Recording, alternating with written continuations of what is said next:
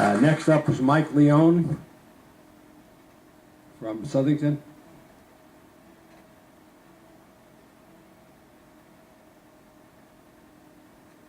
It's refreshing to hear a schoolgirl make a logical argument and ask you not to act out of emotion. That was interesting.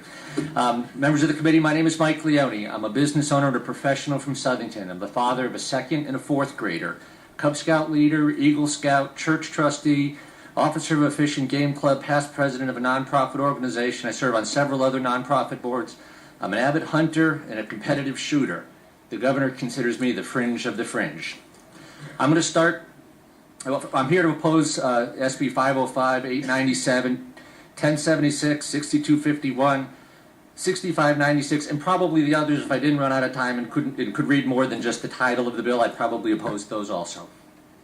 Let me quickly start with personal economics. I'm a health insurance agent. I have hundreds of small business clients. Most of them over the past 5 years have been losing employees and not replacing them. They've been going out of business. I have one customer that went into business last year that has been adding employees. That's ammunition storage components and Marsan metals.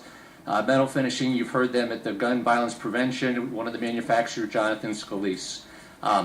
That account generates thousands of dollars of revenue to my office and my employees. I'm one of those indirect beneficiaries of the gun industry.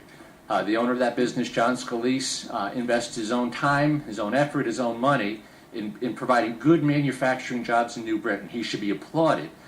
Instead, this legislation is fixing to kick him in the groin when he's doing exactly what we need in this state. A lot of these bills, particularly the magazine ban, will hurt his business, might put him out of business, might drive him to another state, and I wouldn't blame him for that. And I hope that doesn't happen because that will affect my business.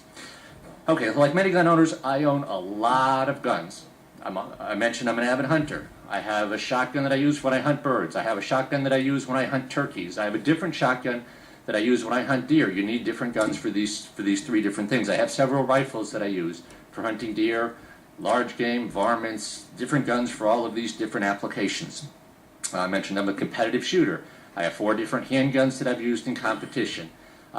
4 different ones for practical shooting, 2 for steel plate matches, 2 for bullseye matches. I have 3 different shotguns that I use for trap shooting, sport and clay shooting, and skeet shooting. I bring my family to the range. I have smaller 22 caliber rifles. I have shorter youth model for my wife and children guns to shoot. I have guns that I've acquired from deceased family and friends that mean a lot to me. These gun registration proposals, where each gun would require fingerprints, photo IDs, separate fees, and registration cards carried, would look something like this if I had to carry all of my gun registrations with me. And really and truly, each one of these represents a gun I really own. And it's not all of them.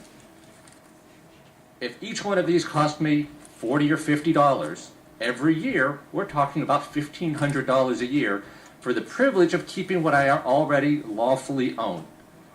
If each one of these takes me 5 minutes, if each one of these takes 5 minutes to process while I'm standing at that counter at the Department of Public Safety, this is 2.5 hours of time every year to process all of these individual certificates. It accomplishes nothing. It doesn't reduce crime. It only penalizes me by the process. I'm not amassing a large quantity of the same gun. This is my hobby, and I have different guns for different applications. I've been a gun owner for 30 years. And if I had 1 gun a year, you propose 1 gun a month. If I bought 1 gun a month, I'd have 350 guns. The magazine ban, quickly.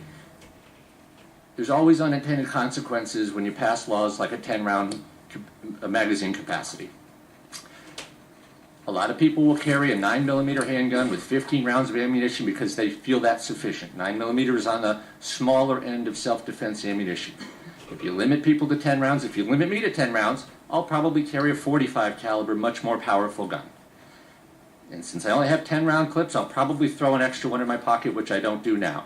So a bill that would purport to reduce firepower is actually going to encourage me to have a more powerful handgun and 20 rounds of ammunition with me instead of 15. It just doesn't accomplish that. I mentioned I'm a competitive shooter. I can change magazines in 8 Mike, minutes if you of a could wrap second. up, okay? I'm done. I'll answer questions. Okay. And let me wrap up my registration certificates. Okay. Anybody have any questions for Mike? Any members of the committee? If not, thank you very much, Mike. Appreciate it.